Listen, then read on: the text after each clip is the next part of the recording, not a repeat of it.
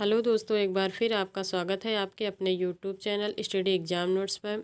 आज हम कक्षा 12 होम साइंस के तंत्रिका तंत्र तथा ज्ञानेंद्रिय लेसन से कुछ वेरी इंपॉर्टेंट क्वेश्चन लेकर के आए हैं, जिनकी 2023 यूपी बोर्ड में फंसने के 100% चांसेस हैं। तो आइए इस टॉपिक का हम फर्स्ट क्वेश्चन स्टार्ट करते हैं। प्रतिवर्ती क्रिया किसे कहते हैं? इसका फर्स्ट क्वेश्चन क्या है? प्रतिवर्ती क्रिया किसे कहते हैं? तो इसका जो आंसर है वो आपके सामने नोट है। बाह्य उद्दीपनों से अनायास उत्पन्न होने वाली क्रिया प्रतिवर्ती क्रिया कहलाती है। कौन सी क्रिया? जो बाह्य उद्दीपनाओं से अनायास अर्थात अचानक उत्पन्न हो जाती हैं क्रियाएं, जिनकी जानकारी हमें ज्ञानेंद्रियों के माध्यम से होती है, वो क्रिया प्रतिवर्ती क्रियाएं कहलाती हैं। एग्जाम्पल क्या है? एग्जाम्पल है तेज प्रकाश में आँखों का बंद हो जाना।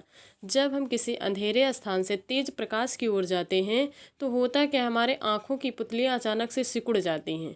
ये किस कारण से होती हैं? ये प्रतिवर्ती क्रिया के कारण होती हैं। नेक्स्ट एग्जाम्पल है किसी गर्म वस्तु पर हाथ या पैर पड़ते ही अचानक हट जाना। जैसे ही हमें आभास होता है कि आगे जिस वस्तु पर हमारा हाथ पड़ रहा है वो जल रही है, गर्म है, अपने आप स्वतः ही हमारे हाथ पैर हट जाते हैं। ऐसी क्रियाएं क्या कहलाती हैं? प्रतिवर्ती क्रिया कहलाती हैं। आइए हम चलते हैं नेक्स्ट क्वेश्चन की ओर। नेक्स्ट क्वेश्चन क्या कह रहा है? ज्ञानेंद्रिय किसे कहते हैं? जो हमारे ज्ञानेंद्रियां होती हैं वो किसे कहते हैं या कहाँ होती हैं? तो इसका आंसर है शरीर की बाह्य उद्दीपनों का आभास कराने वाले अंगों को ज्ञानेंद्रियां कहते हैं। इससे पहले वाले क्वेश्चन में आपने क्या देखा कि प्रतिवर्ती क्रियाओं के बारे में पूछा गया था कि प्रतिवर्ती क्रियाएं क्या होती हैं, और इस क्वेश्चन में क्या है? ज्ञानेंद्रियां पूछा गया है। इसके पहले जस्ट हमने बताया था कि जिन बाह्य उद्दीपनों का आभास होता है हमें, वो क्रियाएं क्या कहलाती है? प्रतिवर्ती क्रिया। लेकिन इसमें हम क्या जानेंगे कि ज्ञानेंद्रियां क्या हैं। तो ज्ञानेंद्रिय क्या है? शरीर की बाह्य उद्दीपनों का आभास कराने वाले अंगों को ज्ञानेंद्रियां कहते हैं, जिनके माध्यम से हमें शरीर के बाहर की गतिविधियों की जानकारी होती है, वे ज्ञानेंद्रियां कहलाती हैं।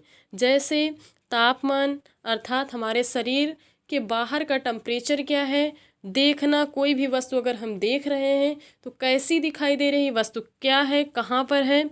सुनना, कोई हमसे कुछ कह रहा है तो सुनाई देना, या फिर किसी वस्तु को सूंघ करके उसकी सुगंध या दुर्गंध बताना, ये किसके माध्यम से होता है? ज्ञानेंद्रियों के माध्यम से होता है। हमारे शरीर में मुख्य रूप से 5 ज्ञानेंद्रियाँ पाई जाती हैं। कितनी पाई जाती हैं? 5 ज्ञानेंद्रियाँ पाई जाती हैं, जो कि हैं आँख, नाक, कान, जीभ और त्वचा। ये ज्ञानेंद्रियाँ हमारे शरीर में जो भी क्रियाएं शरीर से बाहर घटित होती हैं उनके बारे में जानकारी प्रदान करती हैं। नेक्स्ट क्वेश्चन है कोशिका किसे कहते हैं? इस क्वेश्चन में हम क्या जानेंगे कि कोशिका क्या है।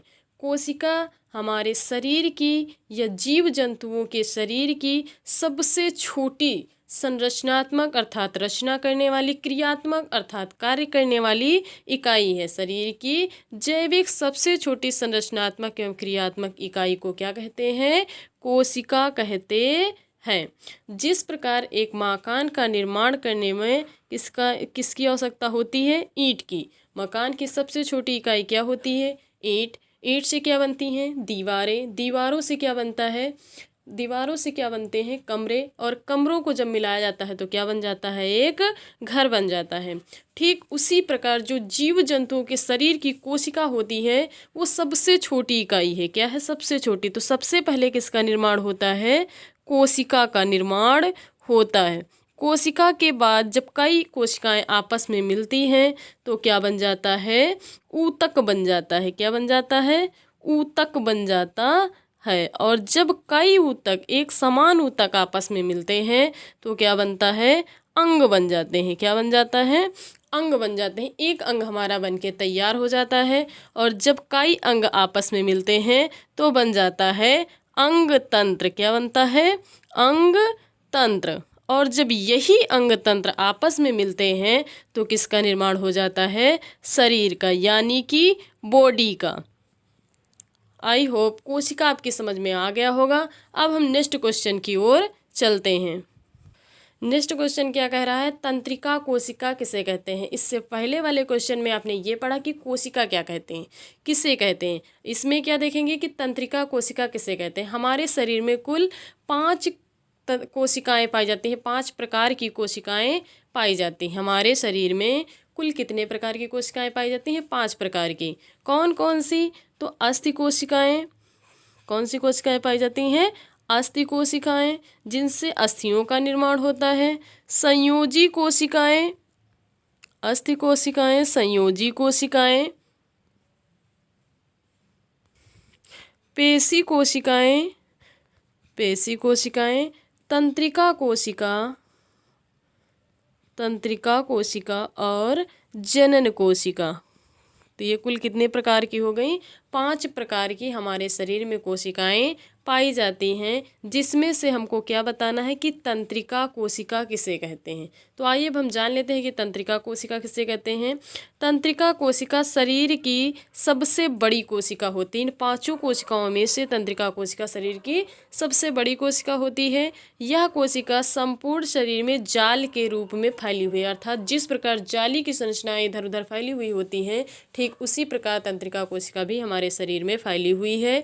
और तंत्रिका कोशिका का कार्य क्या होता है? शरीर की जो अन्य कोशिकाएं होती हैं उस पर नियंत्रण करना। अन्य कोशिकाओं पर नियंत्रण का कार्य किसके माध्यम से होता है? तंत्रिका कोशिका के माध्यम से होता है। यह एक ऐसी कोशिका है जो जीवन प्रयत्न चलती रहती है। इसका जन्म एक बार हो जाता है, दोबारा ये जीवन भर समाप्त नहीं होती हैं। अन्य कोशिकाएं एक निर्धारित समय के लिए उत्पन्न होती हैं और पुनः नष्ट हो जाती हैं। उनके स्थान पर नई कोशिकाओं का निर्माण होता है। नेक्स्ट क्वेश्चन की ओर हम चलते हैं।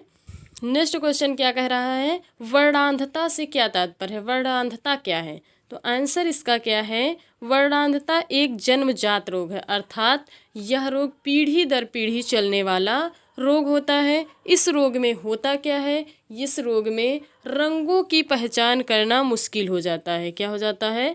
रंगों की पहचान नहीं हो पाती है। वर्णांधता के रोगी को लाल रंग हरे रंग का तथा हरा रंग लाल रंग का दिखाई देता है, अर्थात वर्णांधता के रोगी को अस्पष्ट कलर न दिखाई दे करके विपरीत कलर दिखाई देते हैं, उल्टा कलर दिखाई देते हैं। आई होप ये क्वेश्चन भी समझ में आ गया होगा। अब हम नेक्स्ट क्वेश्चन की ओर चलते हैं। हमारा नेक्स्ट क्वेश्चन क्या कह रहा है? नेक्स्ट क्वेश्चन है, शरीर की अधिकांश नलिका विहीन ग्रंथियों पर कौन सी ग्रंथि नियंत्रण करती है?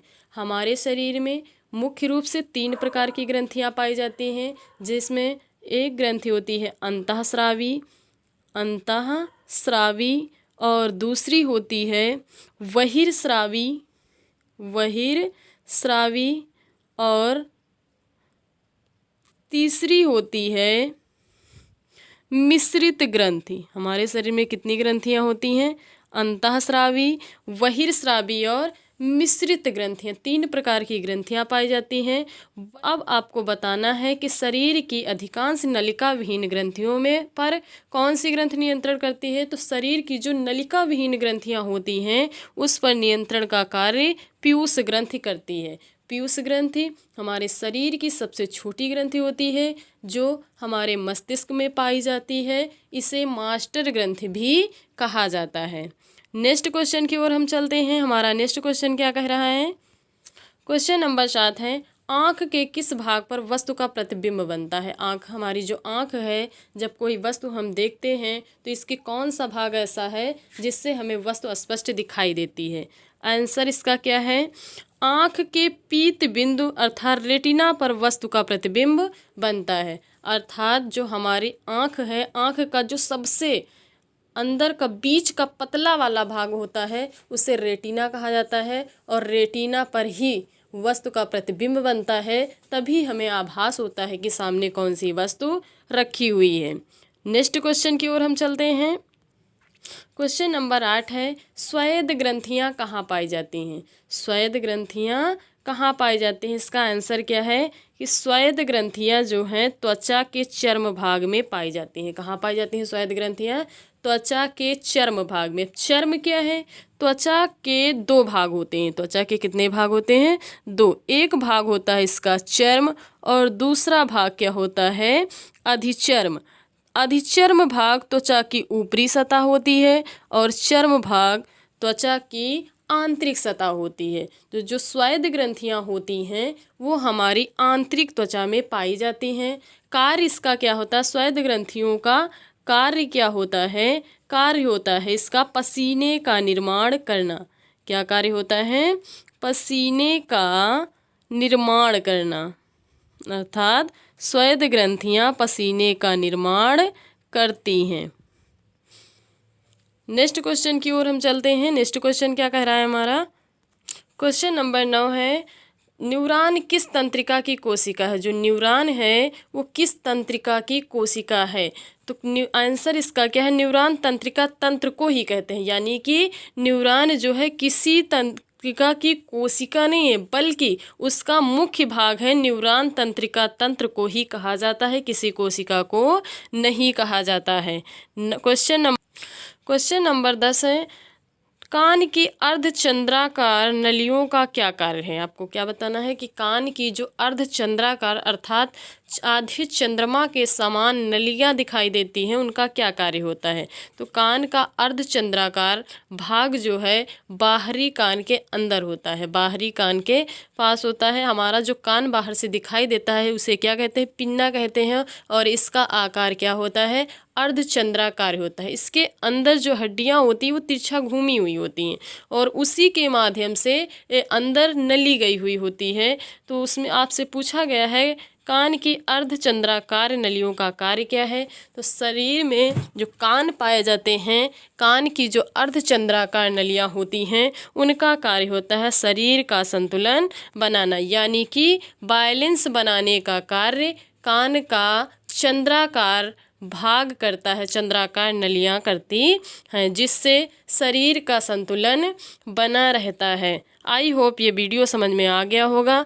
नेक्स्ट वीडियो में हम इससे आगे के क्वेश्चन पढ़ेंगे।